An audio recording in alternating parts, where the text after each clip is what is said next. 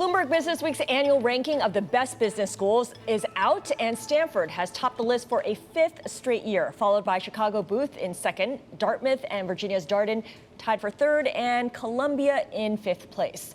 Bloomberg surveyed students, alumni, and employers as part of the ratings. So here now to walk us through it is author of the report, Bloomberg's Dimitra Kessenides. I'm sure you've lost so much sleep in the lead up to this report. Thank you for joining us. Just a little bit. We have our amazing data analysts on the DataViz team who are the number crunchers, so they put in a lot of time too. So when Stanford wins for a fifth straight year, clearly this is a reflection of its proximity to Silicon Valley startups and its expertise in entrepreneurship, right? That's a big part of it. You know, they're consistently getting very high marks from all the three groups that are being surveyed. On compensation, on entrepreneurship is a big one. That's a very big deal in Silicon Valley. And they really have access to, people in that community. And I think that really boosts them a great deal. It's a fantastic school. Of course, all of the schools are fantastic schools. But I do believe that sort of position in Silicon Valley, the proximity to the tech sector, the startup world, is really key for Stanford. You mentioned that all these are great schools, and anyone obviously in this world knows that these are kind of the premier institutions that you go to if you do want to get an MBA here. Do those rankings change much though? Because I think anytime I look at these lists, I feel like you're always going to see these names at the top. They changed some. We've certainly had some movement in the last couple of years. I mean, you both, think, oh, there should be movement. And then when there is movement, people question, what you're doing. How is the methodology working? What has the school or what have you done to change it? But, year to year, there certainly are changes. And we've seen a couple this year. Darden, University of Virginia, which really shot up quite a bit because they had their recent alumni reporting much higher salaries, starting median salaries, than they were the prior several years. And again, compensation is a pretty big factor in the overall equation. So you will see differences, and sometimes you'll see things really come from behind. And most likely there is an effort behind that. Nothing nefarious, but efforts by schools to really deliver more on what students and what their population is asking for. Okay, these are all the schools we're talking about based here in the U.S., but this study also looked at school MBA programs overseas as well.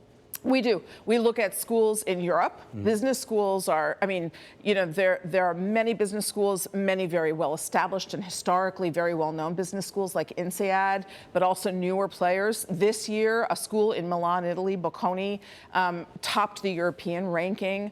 And again, factors having to do with jobs and experience and exposure to certain kinds of learning. We look at schools in Asia, which is a fairly minimal list at this point, but we've been growing it. It's dominated by a couple of schools in China, and then several schools in India is a very strong market for graduate masters of business. And this market is very strong for people coming from India as well.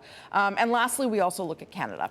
Okay, so Canada, North America. I'm curious about one thing you pointed out in your article, which is specializations, and this caught my interest. Sustainability and climate change is really starting to show up in curriculums. Yeah. From what you understand, from what you've seen, is this in response to demand from students, or is it something that the schools are trying to get ahead of themselves?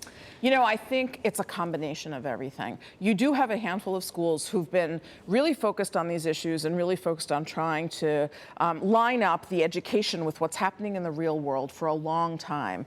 But always factors like finance jobs on Wall Street and other areas that were a very great pull for their students maybe distracted the rest of us from it. But I think that none of us can escape the reality of what's going on with climate and so many other issues, pandemics, inequality. And so the B schools really, in defining their value proposition, are trying and working really hard at, and for good reason, I think, lining up what they do and how they think they can provide education that will shape the future leaders of the world who will have to deal with all of those things. There's no CEO that isn't going to have to contend with climate change or with some matter of inequality. So, I think it's a lot of factors, and it's inescapable right now.